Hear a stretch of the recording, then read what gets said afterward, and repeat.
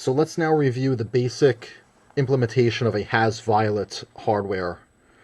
In this case, there are three basic modules that comprise of this one, which we've labeled Shatner.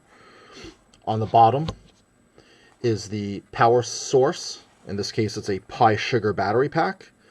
The next level up is the compute, and that is a Raspberry Pi Zero wireless.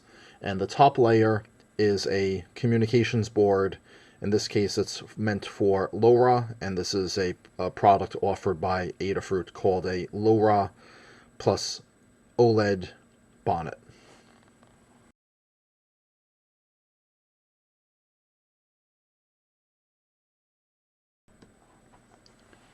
So starting at the bottom level, where we would have some type of a power solution, this video will review the Pi Sugar battery pack.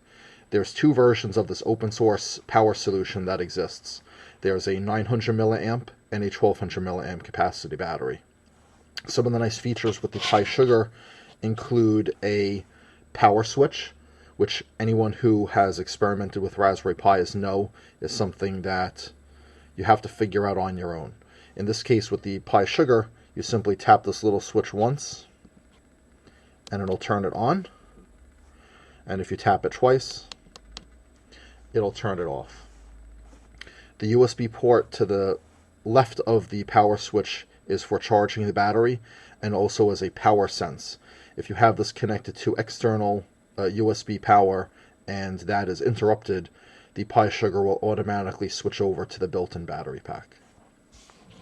The last feature to review is the built-in fuel gauge. So if I turn the unit on, we immediately see 4 LEDs. This indicates that the battery is at full capacity.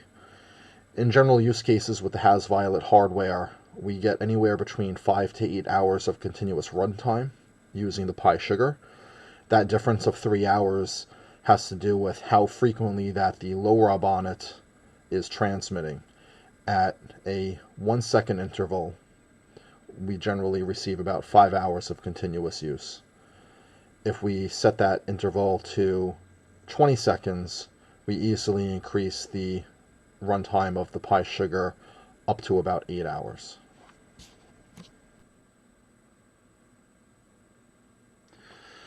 So the Pi Sugar is just one of many different ways that you can power the HASviolet project. There are other boards that are slightly less expensive and feature-rich. We particularly at HVDN do like the Pi Sugar for its robust set of features. Now let's talk about how is the Pi Sugar actually providing the power to the Raspberry Pi itself. So if we look at a Raspberry Pi Zero, on the bottom, these two little copper pads are where two little spring clips on the top of the Pi Sugar make contact with the bottom of the Raspberry Pi Zero. There are no other physical or electrical connections from the Pi Sugar to the bottom of the Raspberry Pi. And so this made it very, very easy for anyone to integrate the Pi Sugar into a HASviolet project.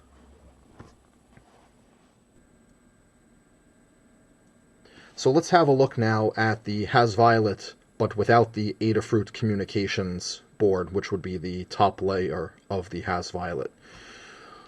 We're looking at a Raspberry Pi Zero wireless, and this has the standard 2x20 GPIO headers on it.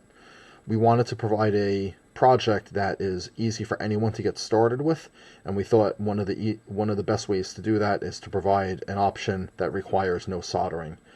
It's fairly easy to source a Raspberry Pi Zero wireless with the header already soldered onto it from many resellers.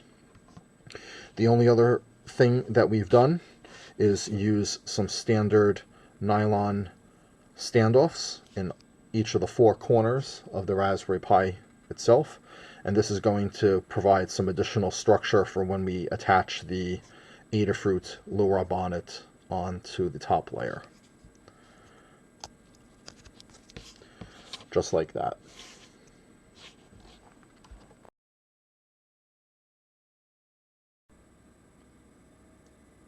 So now let's actually talk about the communication part of the HASviolet project.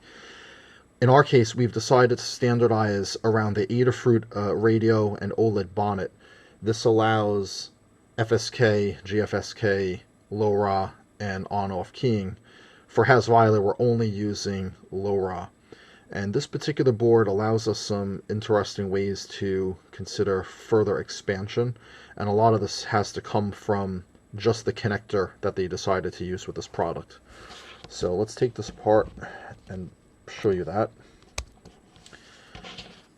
So on the bottom of the Adafruit board is a 2x20 female header, and what makes this fairly unique is that the sides of it are soldered on, which allows you to pass through pins not only up from the bottom, but you could also have them extend all the way through the connector itself. So to give you an idea of what that looks like, here's a male to female header extension. And this is what that connector on the Adafruit board looks like. So if I put my hand under here, you could see the light is passing straight through it. And now if I wanted to take this header, I could easily slide over that connector like that. And so this allows us to nest a few other peripheral boards onto the HASviolet project. All right, now getting back to the board itself, we'll reconnect this here. So there is one little change that we have decided to make. When you buy a board like this from Adafruit, over here where we have an SMA connector, normally it comes with a UFL socket, which is what you'd connect this little style jumper to. And this makes it very convenient if you want to mount an antenna a little further away from the board itself. But in our case, we thought it would be nice to use the pads that Adafruit has already provided, take off the UFL connector, and replace it with a SMA. Now when I say SMA connector, we are using a standard SMA, not the reverse polarity type that you might see on a Baofeng style amateur radio or some low power Wi-Fi type devices. So a standard SMA means the pin on the center has a female indentation, whereas a reverse polarity would have a little pin sticking up out of the middle. So this is considered our standard connector for the HASviolet project, and this allows us a little bit better control over interfacing external antennas at slightly lower cost and without having to worry about using various adapters. Beyond that, that is the only modification that we've done to the HASviolet board. Again, this is user preference, but hopefully that explains a little bit about the connector that we've incorporated to the complete HASviolet sandwich itself. And again, this is what we think is the basic implementation, which includes power, compute, and communications.